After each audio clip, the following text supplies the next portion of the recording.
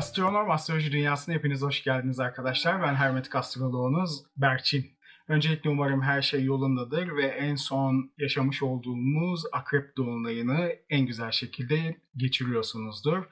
Ve biliyorsunuz ki önümüzde bir Boğa yeni ayı var ve onunla ilgili önümüzdeki hafta zaten bir analiz videosu çekeceğim. Ama bugün farklı bir konu için aslında buradayım. Biraz beni yakından tanımanızı istedim. Yani ben kimim ve astrolojiyle alakalı kaç yıldır uğraşıyorum, eğitimlerimi kimlerden aldım ve bu işi ne kadar zamandan beri yapıyorum. Bununla ilgili size biraz bilgi vermek istedim ve özellikle de astrolojiye başlamak isteyen arkadaşlar için de belki küçük bir yol haritası olmuş olur diye düşünüyorum. Ama konuya başlamadan önce kanalıma abone olmayı, videolarımı beğenmeyi ve yorum yapmayı unutmazsanız sevinirim. Çünkü sizin yapmış olduğunuz bu etkileşim sayesinde birçok insana ulaşmış oluyor videolarım ve onlar da bilgi sahibi olmuş oluyorlar sizler gibi arkadaşlar. Evet, herhangi bir doküman hazırlamadım ya da bu konuşmayla ilgili olarak herhangi bir ön çalışma da yapmadım arkadaşlar. Tamamen spontane aslında olacak ve gelişecek bir video olsun dedim. Zaten çok uzun içerikli bir video olacağını da düşünmüyorum. Çünkü sonuç itibariyle burada size astrolojiye başlangıçında evresinden size bahsetmek istiyorum ve biraz da beni yakından tanımanızı istiyorum. Şimdi öncelikli olarak 45 yaşındayım. Özel sektörde çalışıyordum. Çok uzun yıllar proje koordinatörlüğü yaptım. Bu arada unutmadan 2 lisans ve 1 ön lisans mezunuyum. Makina, iktisat ve aynı zamanda da yönetim, bilişim sistemleri bölümlerini bitirdim arkadaşlar.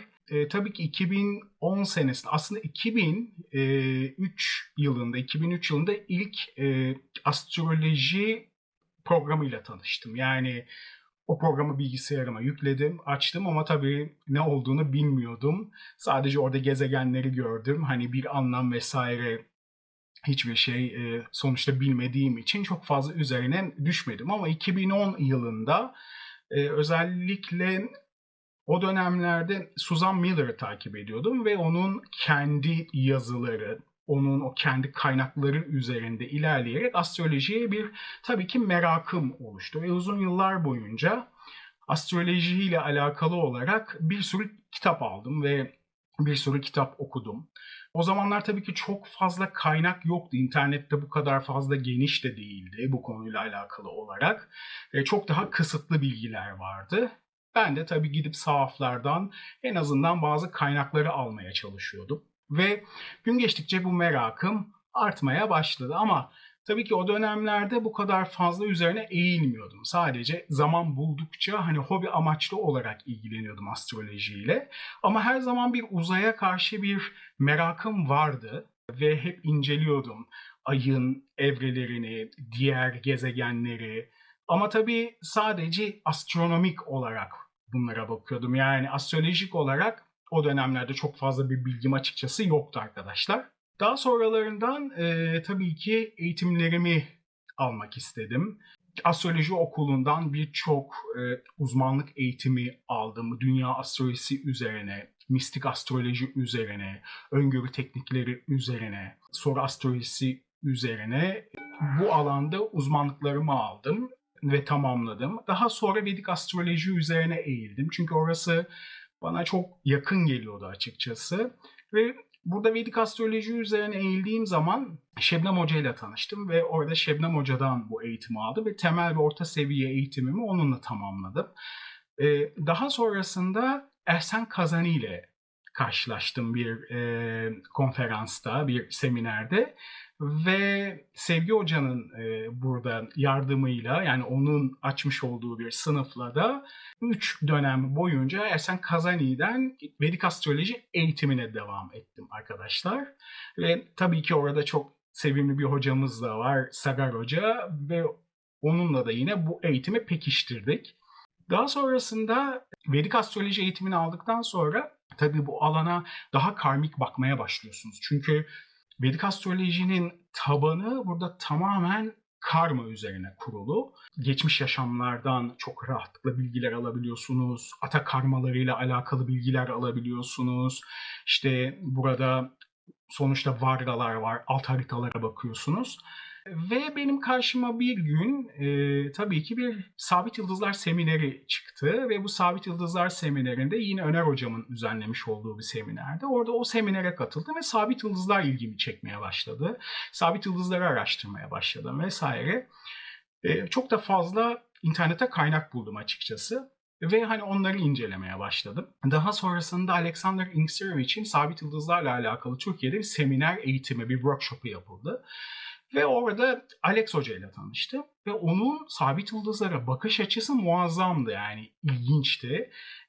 Ve beni çok çekti açıkçası. Çünkü mitolojik olarak bakıyordu ve o mitolojiyle astrolojiyi harmanlayarak özel bazı teknikler kullanıyordu.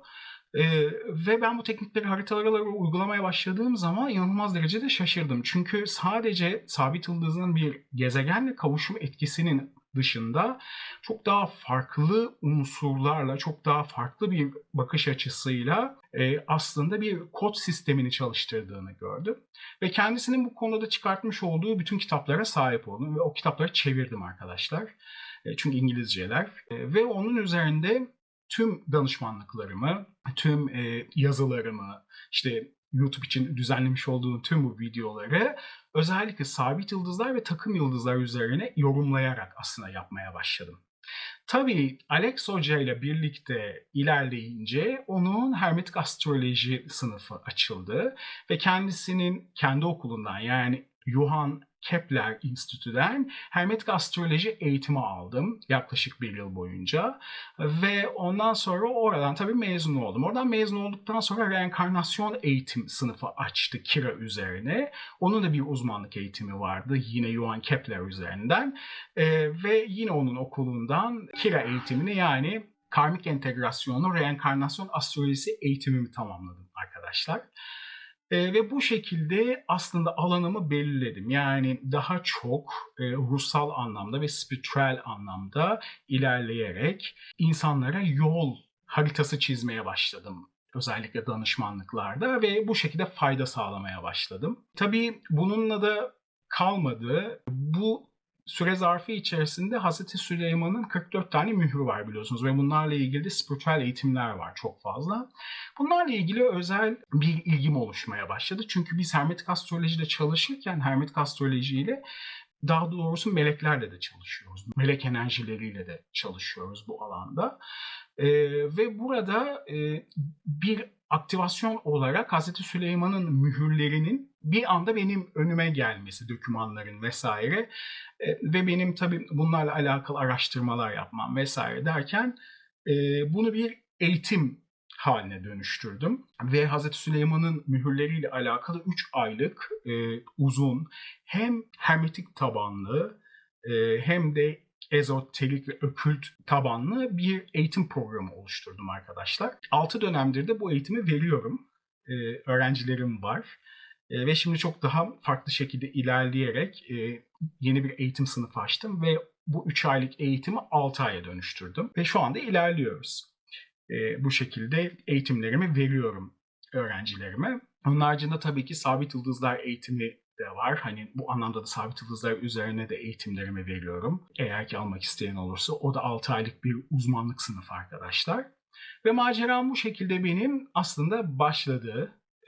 Öyle söyleyebilirim. Tabii bunun haricinde başka eğitimler aldım. Evet, mesela regresyon eğitimi aldım. Sonra bizim bir Baki hocamız var. Kendisini inanılmaz derecede seviyorum ve çok da saygı gösteriyorum. Özellikle kendisi doğal taşlar konusunda çok fazla bilgi sahibi olan bir kişi. Ve ondan da bu kristaller üzerine bir litoterapi eğitimi aldım. Çünkü biz melek astrolojisiyle çalışırken melek enerjilerinin taşlar üzerinde insanlara tezahür etkileri vardır. Ve bunun içinde sonuçta doğal taşları çok iyi şekilde bilmek gerekir. Çünkü her meleğin bir doğal taşı vardır. Yani daha doğrusu o taş enerjileriyle kendilerine tezahür ettirirler o frekansla. O yüzden Ben de hani bu işin en erbabı olan Baki hocamızdan eğitimimizi aldık ve bu şekilde devam ediyorum. Şimdi tabii ki astroloji benim için bir tutku oldu her şeyden önce. Çünkü öğrenemiyorsunuz. Yani aslında öğrendiğinizi zannediyorsunuz ama öğrenemiyorsunuz. Çünkü bir şeyler okuyorsunuz, öğreniyorsunuz ama harita açtığınız zaman olmuyor falan filan diyorsunuz böyle. Hani ben bunu acaba nasıl yorumlayacağım ya da nasıl olacak diyorsunuz. Ama bu zamanla oturuyor. Bu bir dil çünkü. Hani bu dili öğrenmek o kadar da kolay olmuyor. Ben 2010 yılından beri hem araştırma yapıyorum hem de eğitim alıyorum bu konuyla alakalı olarak. Bu arada eğitimlerimin içerisinde tabii ki Hülya Balıkavlayan'dan da temel ve orta seviye astroloji eğitimi aldım. Ve şu anda da Kenan Yasin Bölükbaşı hocamızın Deneysel Astroloji Akademisi'nde ileri seviye öğrencisiyim.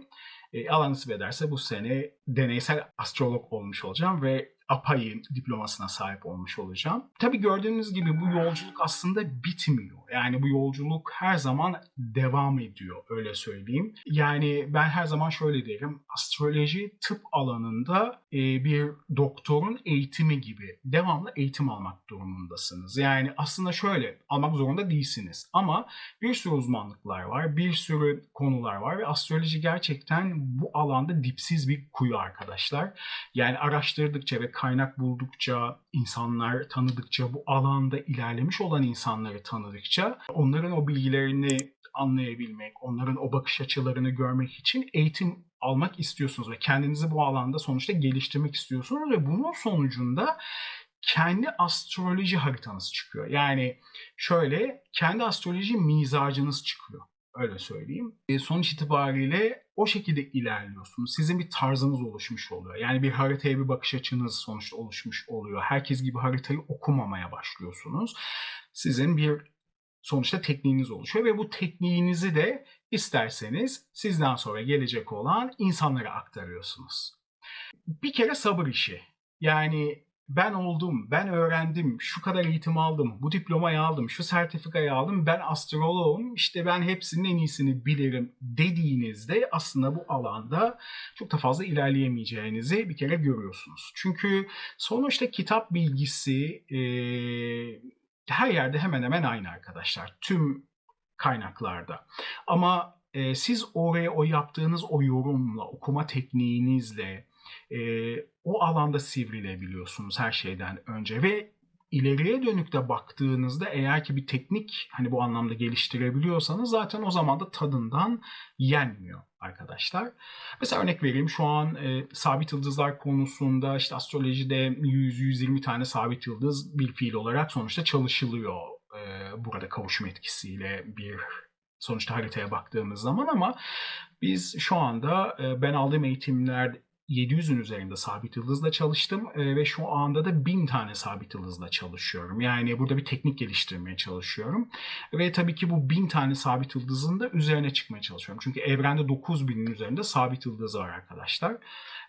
Şu anda tabii ki tespit edilenden bahsediyorum.